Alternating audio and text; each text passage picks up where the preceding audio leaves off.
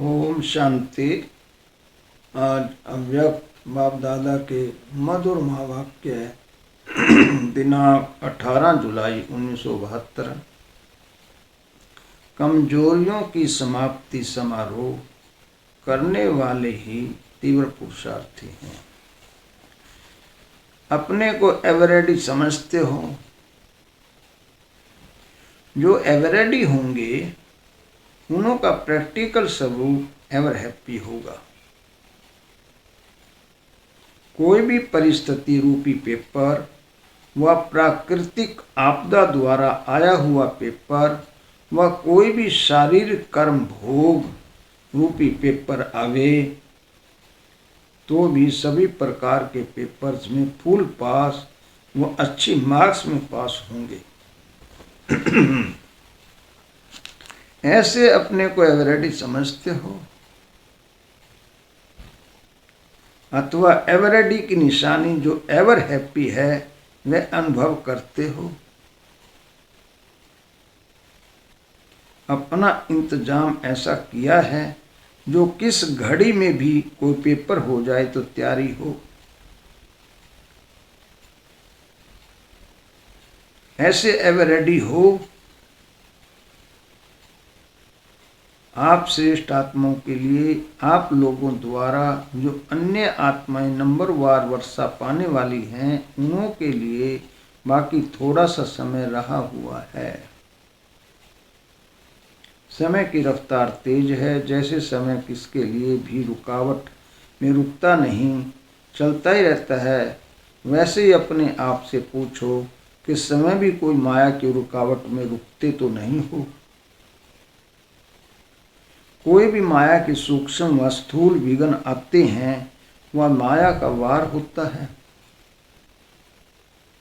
तो एक सेकंड में अपनी श्रेष्ठ शान में स्थित होंगे तो माया दुश्मन पर निशाना भी ठीक रहेगा।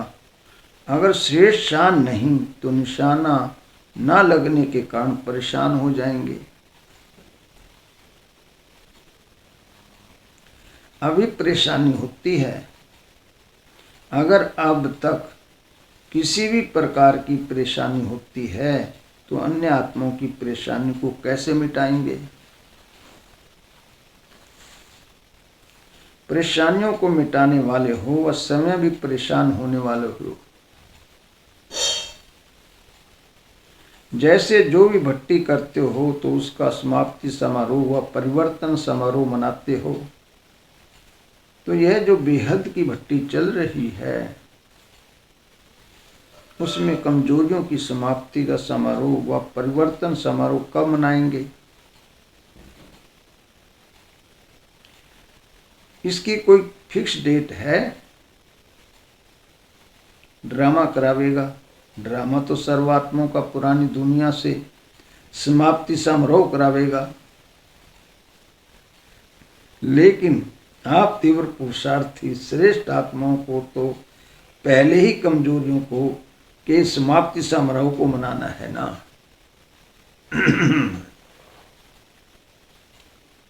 कि आप भी अन्य आत्माओं के साथ अंत में करेंगे। जैसे और सेमिनार आदि करते हो उसकी डेट फिक्स करते हो, उसी प्रमाण तैयारी करते हो और उस कार्य को सफल कर संपन्न करते हो। ऐसे ये कमियों को मिटाने की सेमिनार की डेट फिक्स नहीं हो सकती। ये सेमिनार होना संभव है। जैसे कोई यज्ञ रचते हैं तो बीच बीच में आहुति तो डालते ही रहते हैं, लेकिन अंत में सभी मिलकर संपूर्ण आहुति डालते हैं। तो क्या ऐसी सभी आपस में मिलकर संपूर्ण आहुति डाल सकते हो। सर्व कमजोरियों को सुआ नहीं कर सकते हो। जब तक सभी मिलकर के संपूर्ण आहुति नहीं डालेंगे तो सारे विश्व का वायुमंडल व सर्वात्माओं की वृत्तियां व वाइब्रेशन परिवर्तन में कैसे आवेंगे। और जो आप सभी ने जिम्मेवारी ली है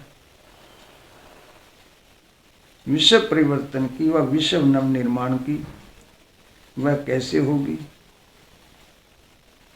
तो अपनी जिम्मेवारी को पूरा करने के लिए व अपने कार्यों को पूरा संपन्न करने के लिए संपूर्ण आहुति ही डालनी पड़ेगी।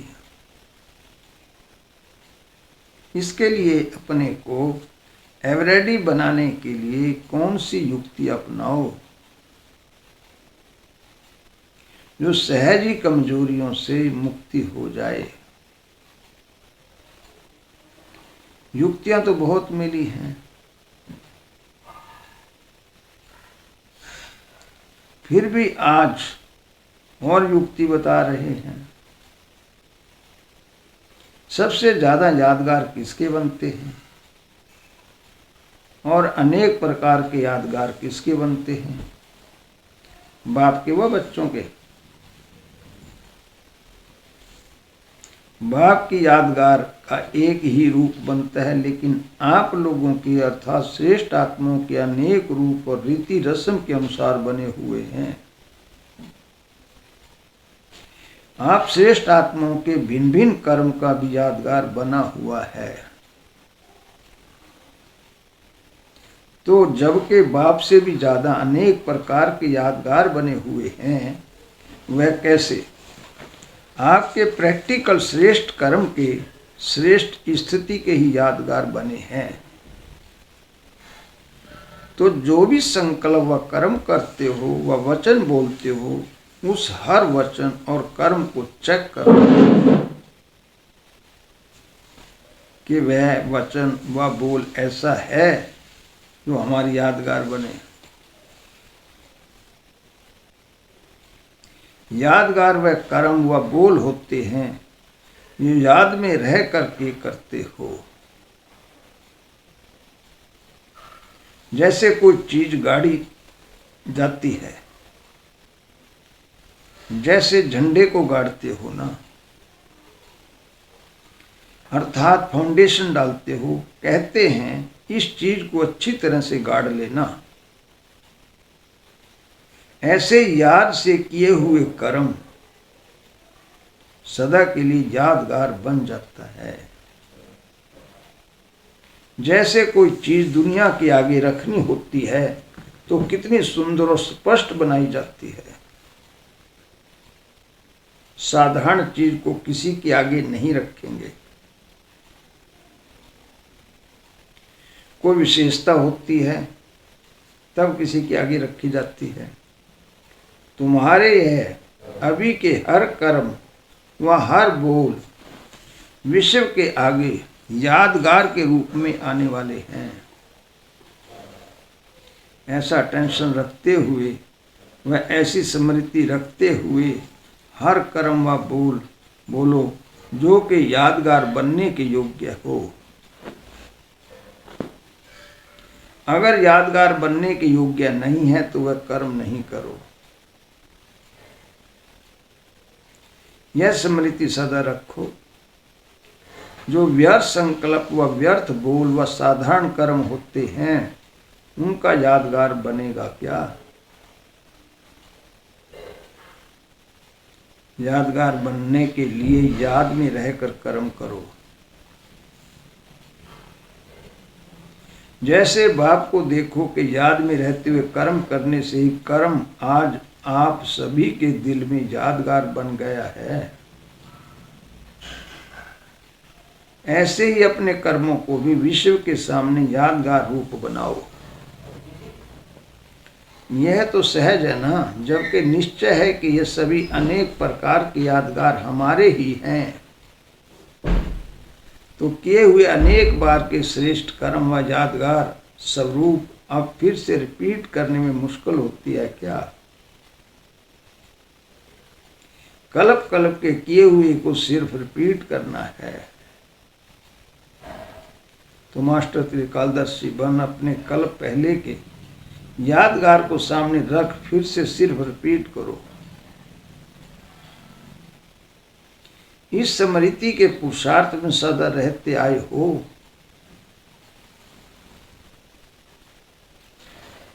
तो अब क्या मुश्किल है। माया अब तक भी इस स्मृति में ताला लगाती है क्या? जब ताला लग जाता है तो क्या बना देती है? बेताला। सभी के ताले खोलने वाले भी बेताले बन जाते हैं। यह स्मृति को ताला क्यों लगता है? अपने लक को भूल जाते हो तो लाक लग जाता है।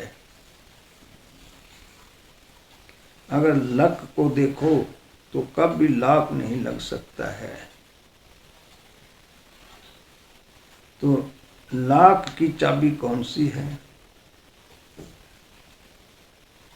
अपने आप को लक्की समझो। लवली भी हो और लक्की भी हो, अगर लक को भूल करके सिर्फ लवली बनते हो तो भी अधूरे रह जाते हो। लवली भी हूं और लक्की भी हूं, ये दोनों ही स्मृति में रहने से कब माया का लाक नहीं लग सकता। इसलिए अपने कल पहले की यादगारों को फिर से याद में रहकर रिपीट करें। अब भी देखो, अगर कोई यादगार युक्त नहीं बनाते हैं तो ऐसे यादगार को देखकर संकल्प आवेगा कि यह युक्त नहीं बना हुआ है। कोई देवियां व शक्तियों का चित्र युक्त नहीं बनाते हैं तो देखते हुए भी सभी को संकल्प आता है कि ये ठीक नहीं है। ऐसे ही अपने कर्मों को देखो, अपने हर समय के रूप व रुहाव को देखो कि इस समय के मेरे रूप और रुहाव का यादगार क्या बनेगा। क्या युक्त यादगार बनेगा? जब युक्त यादगार चित्र होता है तो उस चित्र की भी कितनी वैल्यू होती है।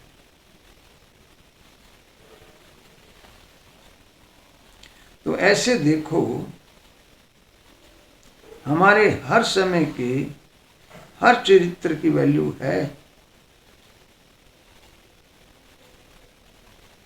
अगर नहीं तो यादगार चित्र भी वैल्यूएबल भले नहीं बन सकता। समझा? तो ऐसा समय समीप आ गया है जो आपके हर संकल्प के चरित्र रूप में यादगार बनेंगे। आपके एक एक बोल सर्वात्माओं के मुख से गायन होंगे। तो अपने को ऐसे पूजनीय और गायन योग्य समझकर हर कर्म करो। अच्छा, हर कर्म याद में रहे, सदा यादगार बनाने वाले लवली और लक्की सितारों को बाप दादा का याद प्यार और नमस्ते बाबा ने सार रूप में दिया है। मास्टर तिरकादर्शी बन अपने कल पहले के यादगार को सामने रख फिर से सिर्फ रिपीट करो।